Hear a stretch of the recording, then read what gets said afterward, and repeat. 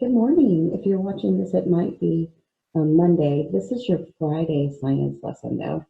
So go ahead and get your science materials out. We're going to set up your experiment, and then we're going to perform it.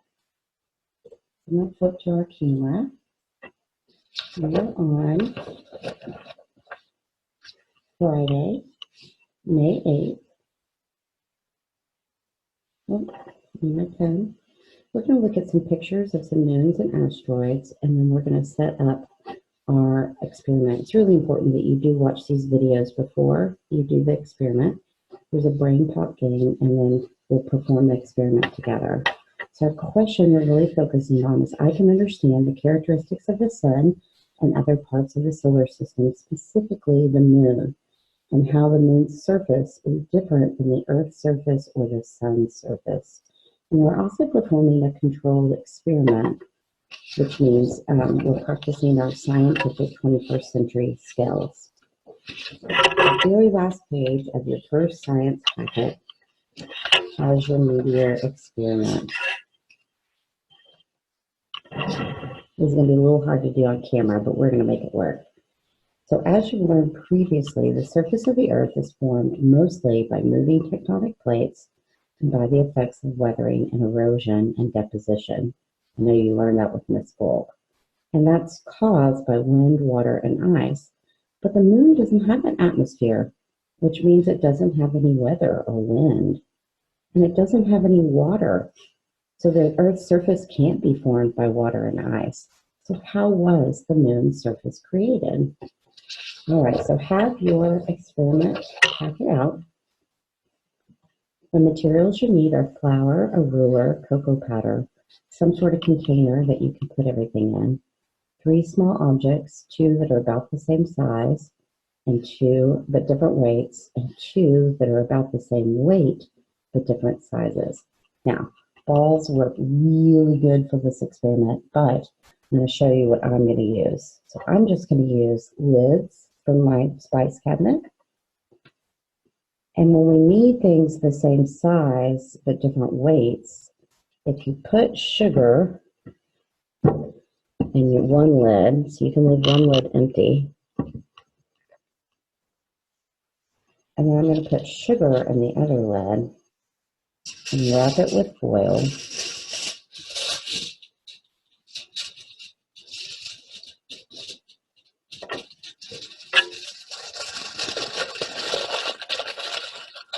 I'm going to try to get it as similar to the same shape as possible.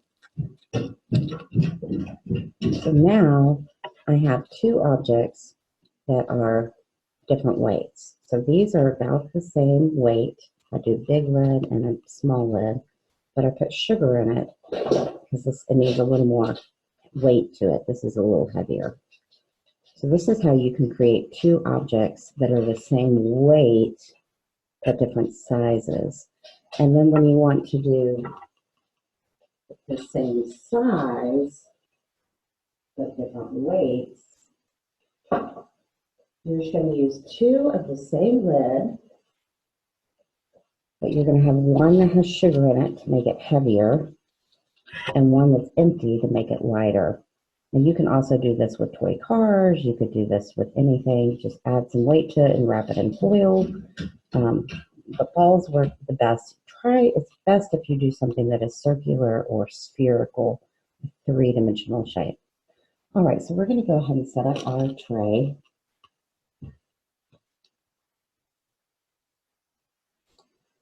So I just have a little container here.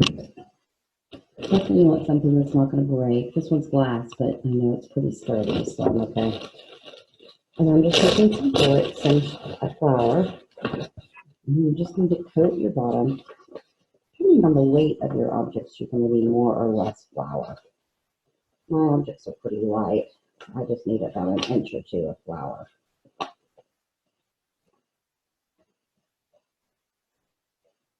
You definitely do this in the kitchen. It's going to get kind of messy. It's always fun with science to make it get a little bit messy.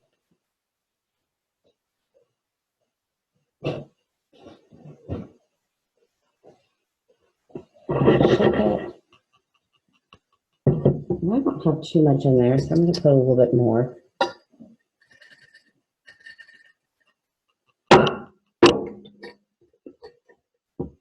And nothing's going to happen to this flour, so, oh, well, it's going to have cocoa powder in it, but you could make brownies with it afterwards. All right. And then the key, so you can really measure the depth and see, is to dust the top of your tray with cocoa powder. Because it has the same consistency, but you'll be able to see your craters. All right. So once you have, I'm going to flip back. Let me wash my hands. It really is getting messy.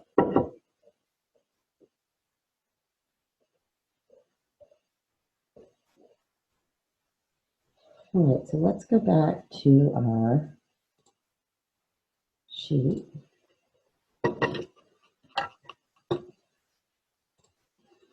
So in our first one, we're going to change the height. Remember, how many variables do we get to change?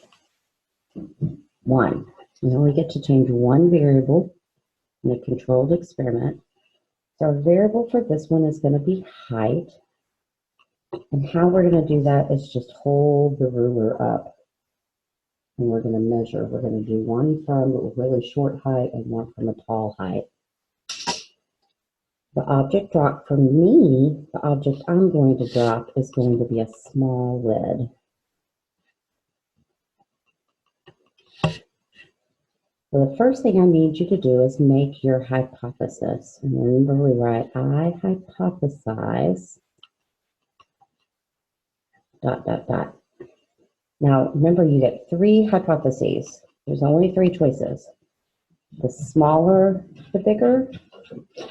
The higher you drop it, the bigger. The lower you drop it, the bigger, or it doesn't affect it at all. All right, the next one we're going to do is the size of the object. So we're going to do a small lid with a little bit of sugar in it to make it the same weight, and a large lid. All right, now we need to write her hypothesis. I hypothesize, ...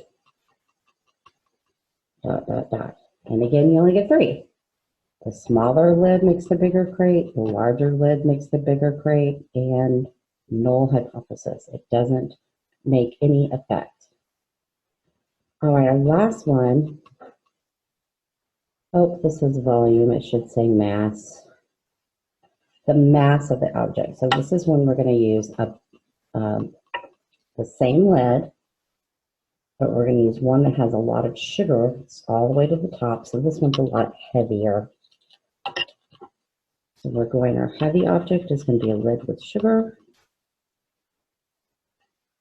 And our light object is going to be an empty lid. And we're going to do our hypothesis. I hypothesize, ... All right, now notice that on these, we have to drop it from the same height. Because remember, if we're changing the size or we're changing the mass, everything else has to stay the same. Well, I'm going to make it easy. I'm going to do the height of one ruler. How many inches are in one ruler? 12 inches. And I'm just going to set it on the table and set my object at the very top and drop it. All right, so before we get going, I want to look at a few images.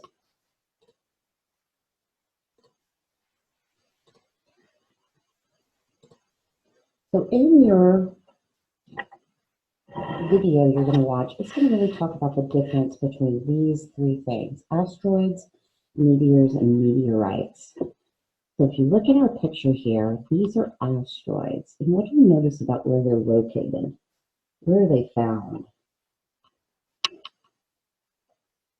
Space.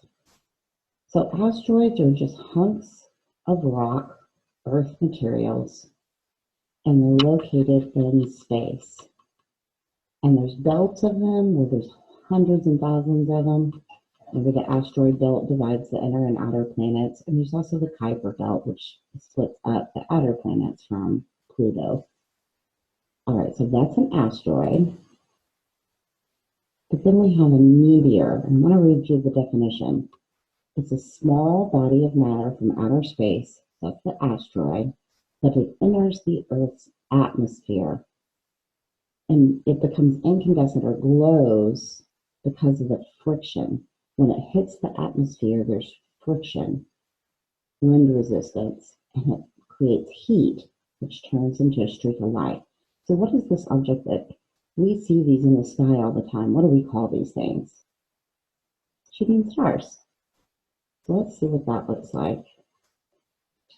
So once it hits our atmosphere and begins to glow, so asteroids don't have any light, but when they hit our atmosphere and become a meteor, the friction creates heat and fire and makes them glow. And here's some great pictures of some meteors or shooting stars. All right, now what's a meteorite then?